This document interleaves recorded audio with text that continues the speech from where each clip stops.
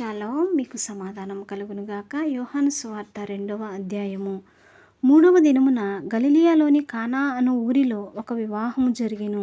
యేసు తల్లి అక్కడ ఉండెను. యేసును ఆయన శిష్యులను ఆ వివాహమునకు పిలువబడిరి. ద్రాక్షారసం అయిపోయినప్పుడు యేసు తల్లి వారికి ద్రాక్షారసం లేదని ఆయనతో చెప్పగా, యేసు ఆమెతో, అమ్మా, నాతో నీకేమి పని?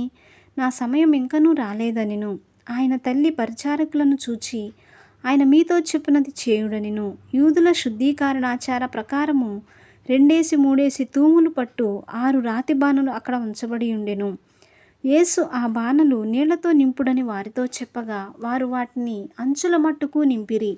అప్పుడు ఆయన వారితో, మీరిప్పుడు ముంచి విందు ప్రధాని యొద్దకు తీసుకుని పొండని చెప్పగా, వారు తీసుకొని పోయిరి. ఆ ద్రాక్షారసము ఎక్కడ నుండి వచ్చెనో ఆ నీళ్లు ముంచి తీసుకొని పోయిన పరిచారకులకే తెలిసినది గాని విందు ప్రధానికి తెలియకపోయెను. గనుక ద్రాక్షారసమైన ఆ నీళ్లు రుచి చూచినప్పుడు ఆ విందు ప్రధాని పెండ్లి కుమారుని పిలిచి, ప్రతివాడును మొదట మంచి ద్రాక్షారసమును పోసి జనులు మొత్తుగా ఉన్నప్పుడు జబ్బురసం పోయిను. నీవైతే ఇదివరకును మంచి ద్రాక్షారసం ఉంచుకొని ఉన్నావని అతనితో చెప్పెను. గలిలియాలోని కానాలో యేసు ఈ మొదటి సూచక్రియను చేసి తన మహిమను బయలుపరిచెను. అందువలన ఆయన శిష్యులు ఆయన యందు విశ్వాసముంచిరి. అటు తరువాత ఆయనయు ఆయన తల్లియు ఆయన సహోదరులను ఆయన శిష్యులను కపెర్నహూమునకు వెళ్ళి అక్కడ కొన్ని దినములుండిరి.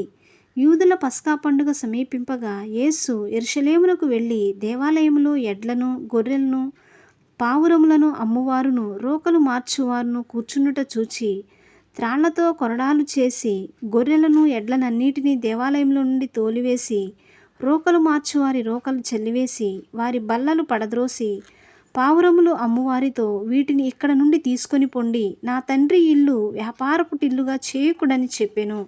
ఆయన శిష్యులు, నీ ఇంటిని గూర్చిన ఆసక్తి నన్ను భక్షించునని వ్రాయబడి ఉన్నట్టు జ్ఞాపకము చేసుకొనిరి. కాబట్టి యూదులు, నీవు ఈ కార్యమును చేయుచున్నావే, ఏ సూచక్రియను మాకు చూపెదవని ఆయన అడుగగా, యేసు, ఈ దేవాలయమును పడగొట్టుడి, 3 దినములలో దాన్ని లేపుదునని వారితో చెప్పెను. యూదులు, ఈ దేవాలయము 46 సంవత్సరములు కట్టిరే, నీవు 3 దినములలో దాన్ని లేపుదువా అనిరి. అయితే ఆయన తన శరీరమును దేవాలయమును గూర్చి ఈ మాట చెప్పెను. ఆయన మృతులలో నుండి లేచిన తరువాత ఆయన ఈ మాట చెప్పెనని ఆయన శిష్యులు జ్ఞాపకం చేసుకొని లేఖనమును యేసు చెప్పిన మాటను నమ్మిరి.